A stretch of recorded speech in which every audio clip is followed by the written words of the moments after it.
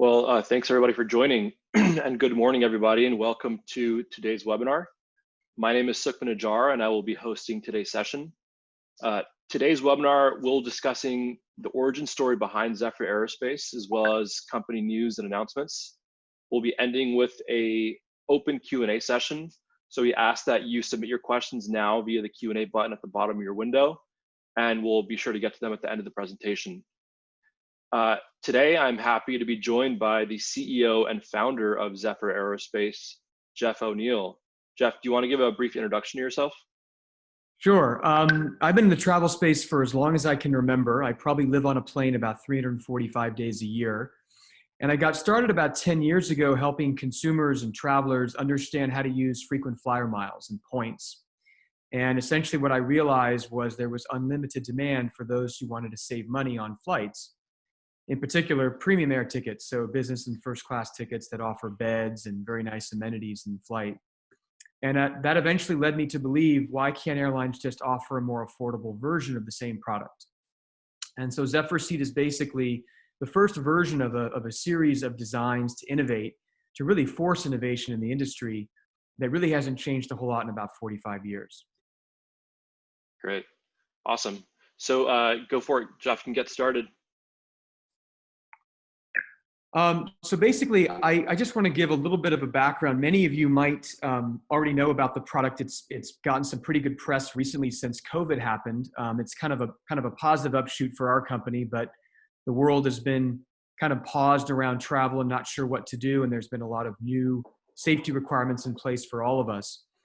But this story really resonates with me because about 4 years ago, I was on a flight, which was then the longest trip in the world, from New York to Singapore. And I couldn't afford to pay $7,000 for a business class air ticket. So I resigned myself to a premium economy seat. And I just couldn't sleep. It was really kind of a miserable experience. I realized about halfway through the flight of 19 hours and 25 minutes that I'm not going to sleep on this flight. So what am I supposed to do? At the time, the seat I was sitting in was actually quite novel and very innovative, but lacking the one feature that I thought was most important, which is the ability to sleep. So that's kind of how this problem became much more relevant to me.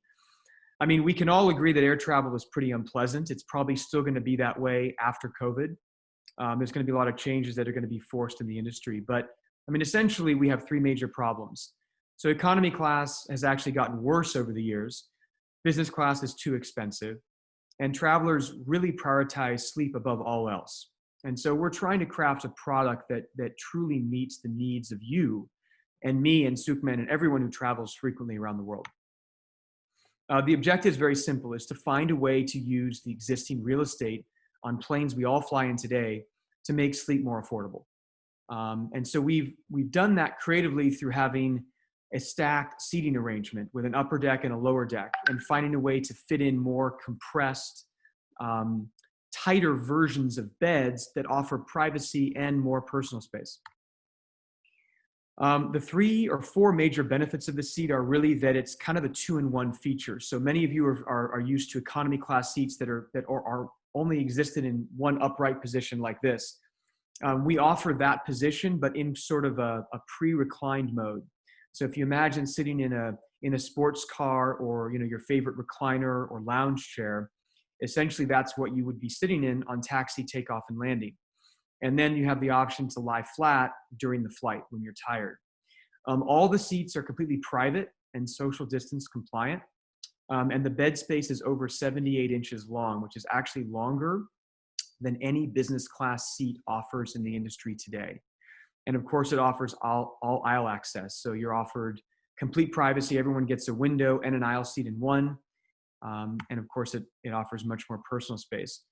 So this is a version of the lower deck seat, which you can see is a little bit kind of modern. We use very dark colors to kind of enhance the space. It's a little bit tight from this particular angle, but it's actually very spacious. It has about 38 inches of personal legroom. And then we have a space that is really kind of to the side, to the right or left of you as the traveler, where you can slide into a lie flat position. And that's really the main feature of the seat. And of course, there's personal space to store your luggage. There's a tray table. There's a tabletop for your computers and personal electronic items. All the major features that you see in many seats today. And then, of course, the main innovation here is that when you're not sitting upright, we found a way to cover your footwell area. So that actually increases the real estate you have in the seat. So it enables you to sleep left or right or contort your body on its side, which is really not an option on pretty much any business class seat today. That's a lie flat position. As you can see, this particular passenger has slid all the way down to the end of the area where the footwell and the bed meet. And he's resting his head where he would sit upright in a taxi takeoff and landing position. These are kind of some different images or renderings of what it would look like on the aircraft. Of course, these are all hypothetical, but we've taken the liberty of making them a little bit more illustrative. If you're traveling with small children, if you're a business traveler alone, if you're a leisure traveler, if you're traveling with a loved one, boyfriend, girlfriend, for example, there's kind of space for everyone. And as you can see, in particular, there's just additional real estate in any particular mode of seating. And of course, to the left here, we see what it would look like in the cabin. So this product actually replaces premium economy class. So it's that small mini cabin that you might see when you board a plane, usually 4 to 5 rows.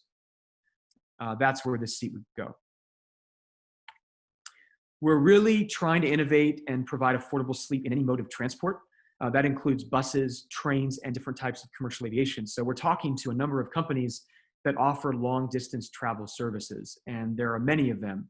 If you're from Europe, bus companies and long distance trains are far more common modes of transport. If you're in Asia, high-speed trains that travel very long distances are very common as well. So we're looking at promoting this product and this innovation in any mode of transport.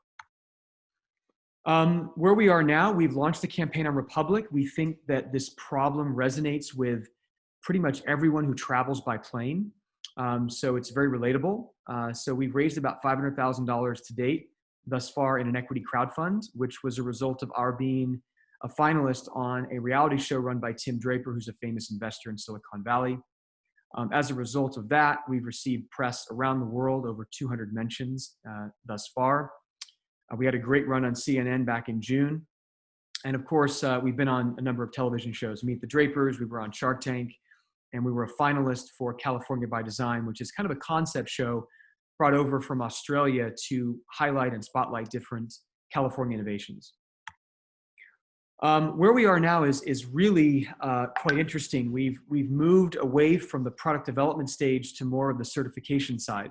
And so we've tried to get closer to our end customer, which is in fact airlines. We signed an agreement with a certification company that's run in Canada, similar to the FAA, the Federal Aviation Administration in the US, that helps to certify different seat innovations in aircraft. And this was a pretty big partnership. We actually have assembled an entire team in Montreal to help shepherd our application for safety requirements and weight and materials procurement and installation in all the different aircraft types through a formal certification application. Unfortunately, this product does require some regulatory oversight, but we've moved a bit quickly ahead in this direction, and we now are working with the authority directly. We've also signed an agreement with Air Canada to share intelligence and technical data around the engineering of the different aircraft types. So Air Canada flies planes that are going to be ideal for this product, and they're willing to share information with us and help kind of co-product development because I think it's a very cool idea. Air Canada, many of you might not know, is a very small airline compared to other North American carriers, but they're probably the most innovative company in aerospace in the world. Everywhere from software to digital marketing to actual product and service on board the aircraft. And we signed an agreement with a specific engineering company that does VIP interiors for private aircraft, for heads of state, for the US president through the Air Force One program. And their motto is to engineer the impossible. So we've taken a liberty of putting that back in their face and saying, hey, we have a cool idea. It's going to be challenging. Could we help on, could we count on your advice and your help? They agreed. They're based in 3 cities in the US. San Diego, Los Angeles, and Seattle. And they have another office in London. And pretty much every head of state aircraft that you see, or private Boeing plane or Airbus plane, has been retrofitted and interior kind of designed through their various facilities. So they're a very big powerhouse with military contracts and government agreements around the world. So they're going to help us with some of the certification and some of the product engineering. And from a marketing standpoint, this one's kind of cool. We've actually signed an agreement with a company called Air Hollywood. Many of you don't know who they are. I didn't know who they were until about 4 months ago. But pretty much every aviation set that you see in a movie is actually filmed in a static environment in their facility outside of Los Angeles. They have about 25 different entire aircraft fuselages that they've actually cut apart, and they do filmings and different screenings for commercials and marketing and various promotion types in this facility. The owner loved the idea and wanted me to bring the mock-up that I built to their facility to show off to their current customers as well as other PR outlets. So we're utilizing that space for now, and hopefully we intend to build an entire kind of high fidelity mock-up version of an actual airframe with 2 aisles, multiple different versions of the seat to give customers the ability to walk through and actually experience what it's like.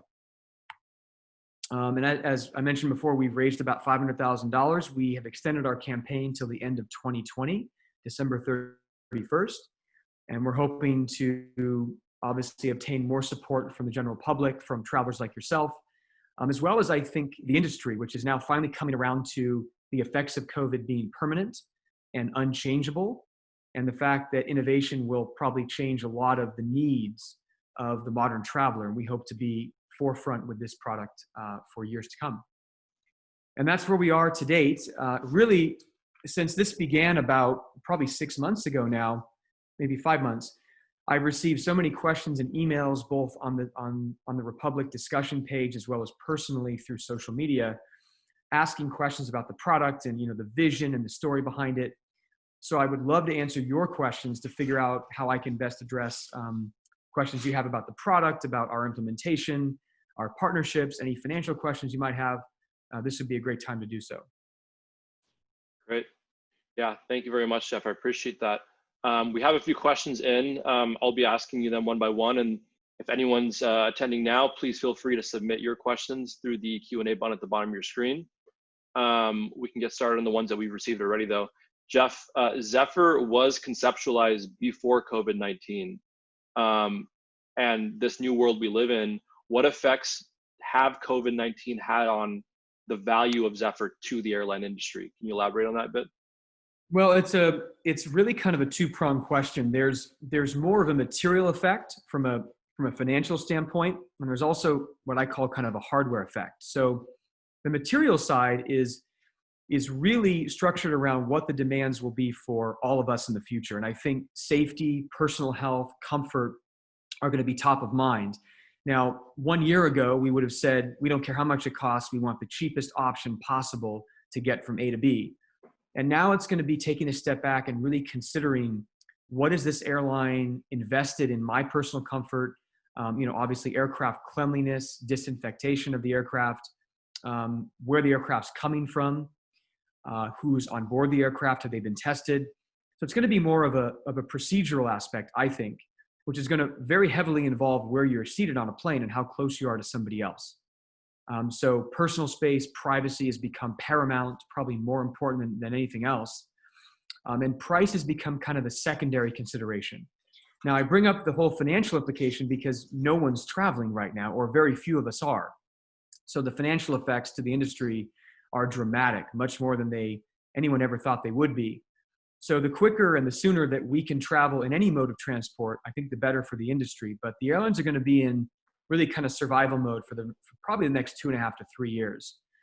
So don't expect much innovation. Don't expect much, customer investment in terms of the experience, other than what they have to do as a minimum standard.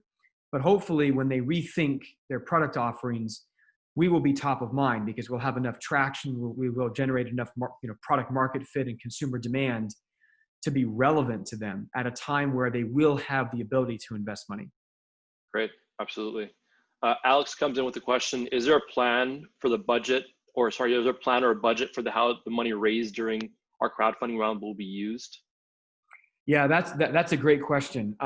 This is really a hardware concept. So 80% of the funds that we raise are going to be allocated towards certifying this product, putting it through multiple crash tests, making sure it meets the minimum requirements of the regulatory authorities, but also kind of rethinking future versions of the design. There'll be a lot of, I guess, impetus on both the design contribution, but a lot of them are going to be around product development and certification, areas which are very boring for the end consumer, but will help bring this product to a point where it can actually be sold to an airline and then put into an aircraft.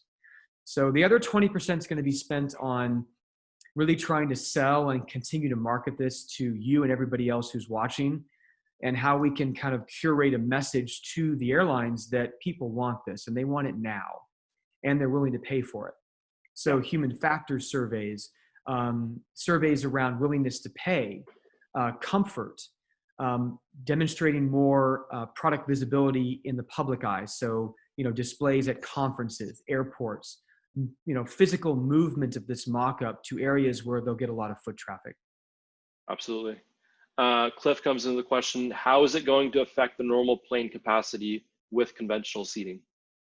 So that's the beauty of this, is when we started this design, we actually redesigned the real estate of the premium economy class cabin. And we said, how can we use what we have to offer better enhanced comfort, or in this case, a bed? So the beauty of the product is that it actually doesn't enable a loss of seat. So the airlines maintain the exact same head count they had before, but in a very dramatically different configuration.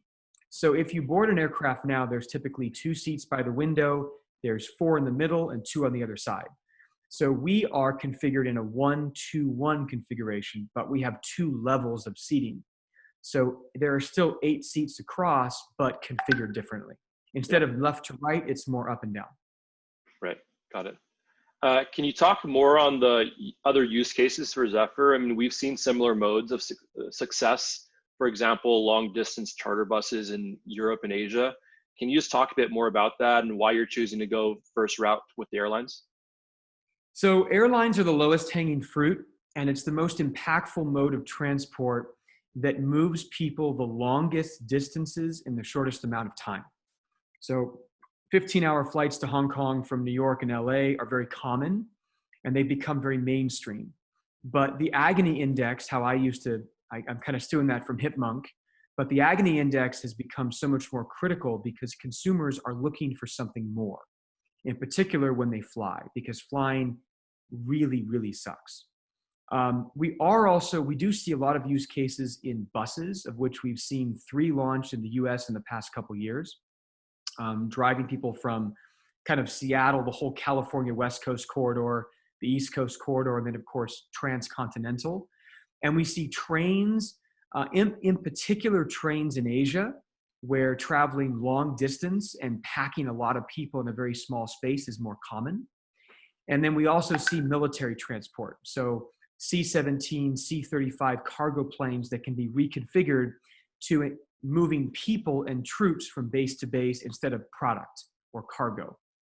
So we see kind of a modular concept that can slide in and out of the back of those aircraft becoming more applicable. And quite frankly, just a much more humane and safe way for our troops to travel now. So those are the major use cases. I mean, we could even branch this out even further and say anywhere where sleep is in high demand and you have limited space. So in an airport, in a bus station, near a conference center, or some place where people might be likely to pass out and want to have the ability to sleep. Right. So we see those as even co-working spaces, quite frankly, would be another very big contribution. Having these cubes that you could check into and rent per hour that has complete privacy. You could do soundproof calls in there, and you can also sleep. Absolutely, great. Could you talk a bit on how Zephyr addresses the needs for people with limited mobility? Great question. So the viability of our product actually gives us a little bit more leeway because we have a lower deck unit and we have an upper deck unit. So the lower deck unit is of course compliant by default for those types of travelers because they can actually slide into the seat more easily than they would if they had to climb over from the aisle to an interior seat. Because all of our seats offer aisle access, they would actually be able to board the aircraft in the same way they would board a business class seat today, which means they can literally pull up the armrest and just slide in from a wheelchair in the aisle directly into the seat. And they don't have to actually rely on moving themselves inside the seat. The only movement they would have to make is to slide their seats down into a lie flat position. If they can't do that, we do have a feature. We are looking at outfitting 2 or 3 seats in the forward part of the cabin that will be movable, which means they can be moved in different directions. So, like an upright position, and then that backrest could actually slide into a lie flat, environment. But right now, of course, limited mobility passengers are still a very small subset of the general traveling public, and airlines today do an incredibly poor job of accommodating their needs and the needs of the modern, disabled traveler. So we'd like to be an option finally for those that are price conscious, which doesn't exist in the market today. If you want to fly in business class because you need to, you have to pay for it. So that instinctively makes travel more expensive for those with those needs, and therefore fewer of them fly today. So this product actually might enable them to fly more because the product that they need is more affordable. Absolutely. Cliff comes in with another question. Do you have to work through aircraft manufacturers directly? We thought we didn't. I thought I didn't when I first started this. I was very, very pleasantly mistaken. OEMs, as they're called, original equipment manufacturers, are going to be a necessary part of this process. There are 3 of them today: Bombardier, which is based in Canada, and Airbus, which is based in southern France, and then of course we have Boeing, which is up in Seattle. You still hear me? Yeah, we got you. All right, I apologize. It just totally crashed there. My apologies. No problem. So you were amid answering the question on do you have to go through seat manufacturers or airline seat manufacturers? So after kind of solving the issue with approaching airlines and getting their input, bringing in the actual companies that build and maintain the aircraft is going to be the next step. So we just had a great call with the chief engineer for Boeing last week, and it was very, very positive. So we're looking to assemble some of their teams there and go through some of the more technical questions that we need to. Yeah, cool. And then one last question. This has come from me. It's kind of a selfish question because I think your response is really unique. How will crew reach upper seats? More specifically, the Bento box. I think it's a really cool concept. Can you talk a bit more on that? Yeah. So really, we're so accustomed to the very common reach over, where if you're in a middle seat, someone's got to reach over 2 other strangers to give you something. With this concept, it only requires a very slight reaching up. So you would kind of do something like this. And instead of having random pieces of, cutlery and food and beverages, you'd utilize a very simple bento box concept. So it would be one single delivery and only one single pickup. So again, keep in mind, this product is marketed for economy class travelers. So the service that you would receive would be very similar to what you get in economy class today, but you'd be seated in a seat that has more personal space. Mm-hmm. So of course, if you're on the lower deck, you'll actually have to be holding your hand up, which is kind of strange. But those kind of modifications will be very subtle. They will eventually become the norm, not too abrupt, not too inconvenient, because again, the main benefits here are that travelers get what they really want, which is sleep. Yeah, definitely. And then one last question. If anyone has any last questions, please feel free to forward them in now. But talking about current times, Jeff, we've seen a number of other options come in from concepts and designs for seating, for future seating in airlines. Could you talk a bit more on what the real main differentiation is from Zephyr as opposed to other options out there? So I can, because I think this is a very good question. So Air New Zealand launched a couple of cool ideas. They launched one about 5 years ago, which was essentially where you could buy an entire row of economy class seats and you could fold up the ottomans or the footrests into a locked position. So it would cover the space between the end of your seat and where your legs are. So you could lie horizontally across those seats. But if you're taller than 5'7" or 5'8", you couldn't even lie flat facing entirely forward. You have to curl up into a ball because the seats are not that long. And the distance that you would have to be spread over to accommodate a full lie flat was actually truncated, or it was actually abridged somewhat. So it was perfect for small families with small kids, but it wasn't really viable.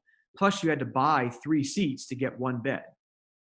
So it wasn't terribly economically affordable. The other option was essentially repurposing a part of the aircraft with just a fixed bunk beds, usually 2 to 3 levels. But that didn't really serve the purpose of privacy, because you were now going to be seated closer to somebody else. And we all know during COVID, we want to be further away, not closer to somebody. And it forced you to only be able to sleep in that environment, but you could do nothing else. And because there was a very limited space between your head and the ceiling part of that seat, you felt like you were in a coffin. So it was very, very claustrophobic. And you could only accommodate sleeping for probably 8 to 10 people on the entire plane. So it wasn't very economically viable. Zephyr is different because it's really a 2-in-1 solution. You don't physically have to leave your seat or your personal cube during the flight to go to a separate area to sleep. You can do everything in the same environment. So it's really kind of a 2-in-1 solution that meets the needs for both the airlines, but also for the travelers. Yeah, great. Awesome. Well, I think that sums it up for today. Thank you very much, Jeff, for your introduction and your answers to all these questions. Everyone will be hosting this webinar on our YouTube, so if you want to follow up on it, please feel free. And additionally, we will be running a webinar in the next month or so that will be including an advisor from Zephyr's team. And we're going to be able to talk on many different points from design and implementation as well. So feel free to join that. We'll be updating everyone via Republic and our social channels as well. Thanks again, everybody. Appreciate your time, Jeff. Thanks very much, guys. Have a good weekend.